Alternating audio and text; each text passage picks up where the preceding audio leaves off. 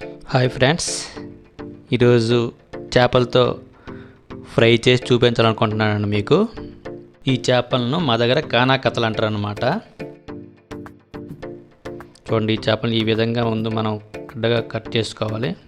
ఎందుకంటే ఇది మనం మసాలా పెడతాం కాబట్టి చేప మొత్తానికి పడుతుంది అన్నమాట. అప్పుడు చేప టేస్ట్గా ఉంటుంది, చేప బాగా ఎగిన తర్వాత.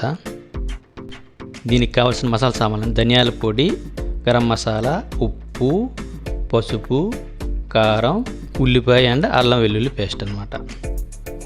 ఎందుకండి ఇప్పుడు మనం ఇవన్నీ ఈ అల్లం వెల్లుల్లి పేస్ట్లో మిక్స్ చేసుకోవాలండి. మొత్తం కారము, ధనియాల పొడి, గరం మసాలా, ఉప్పు, పసుపు ఇలా మొత్తం వేసుకొని బాగా కలిపేసుకోవాలన్నమాట. దీనిలో నిమ్మరసం కూడా వేయాలండి. ఎందుకంటే మనకి చేప పులుసు స్మెల్ పోవడానికి నిమ్మరసం వేసి చాలా మంచిది. అది కాకుండా మనకి చేప చాలా టేస్ట్ వస్తుంది అన్నమాట ఈ నిమ్మరసం వేస్తే.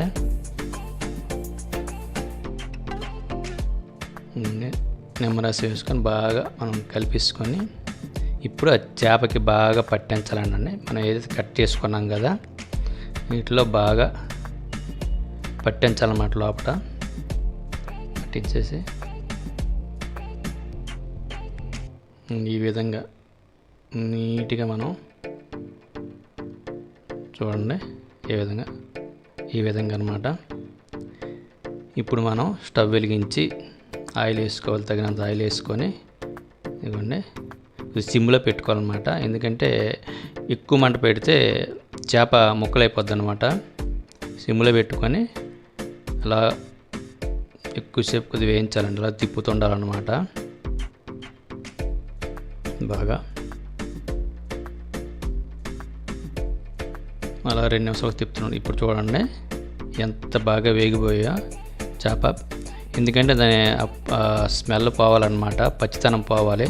పోయినంతవరకు వేపుతూ ఉండాలి. ఈరోజు మేము ఆధారంగా చికెన్ కూడా చేసుకున్నామండి. చికెను, చేపల పులుసు ఇవన్నీ తయారు చేసుకున్నాం అన్నమాట.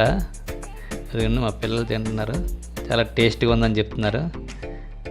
మీకు ఈ వీడియో నచ్చినట్లయితే లైక్ చేయండి, షేర్ చేయండి, సబ్స్క్రైబ్ చేయండి.